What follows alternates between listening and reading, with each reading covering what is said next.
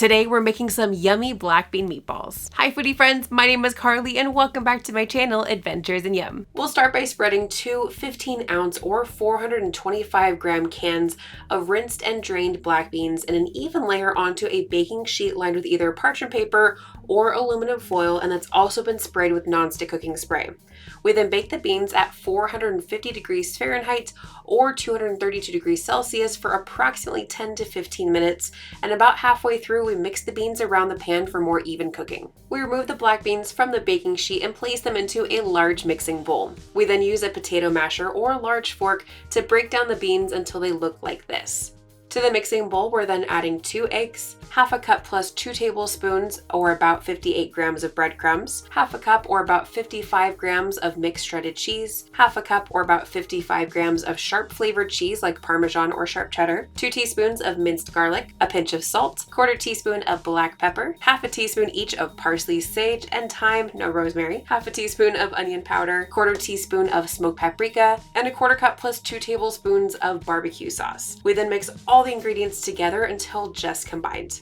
The mixture will look very loose and kind of soft, so you can add a tiny bit of extra breadcrumbs to make it a little bit thicker. However, be careful when adding more breadcrumbs because I added a little bit too much to this particular batch of meatballs, and they were slightly on the dense side because of that. They're still yummy, but make sure to keep that in mind. Today we're making mini meatballs by using a tablespoon to measure out our meatball mixture.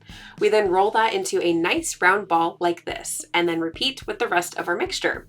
If you'd like to make regular size meatballs, we use 2 to 3 tablespoons for each meatball. Place the meatballs on a baking sheet lined with foil and sprayed with nonstick cooking spray. We then place that tray in the oven and broil the meatballs at 550 degrees Fahrenheit or 288 degrees Celsius for about 3 to 5 minutes depending on the size of the meatballs. We're broiling them so that they develop a little bit of a crust around the outside of the meatballs.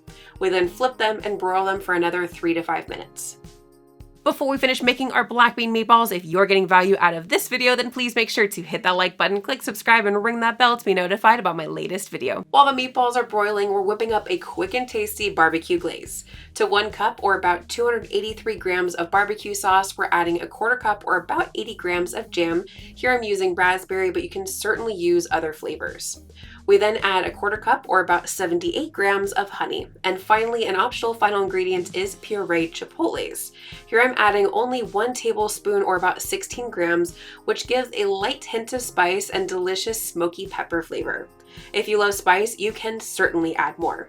We're whisking the glaze together and then adding it over each of the meatballs. Once they're all covered, we're placing this back in the oven and baking them at 400 degrees Fahrenheit or 204 degrees Celsius for about 5 to 10 minutes. Enjoy these meatballs by themselves for a tasty appetizer, or you can put them in a sandwich or even served on top of rice or mashed potatoes with some nice veggies on the side. They're hearty and filling, and that glaze makes it even better with a delicious mix of smoky, sweet, and a tinkle of spice.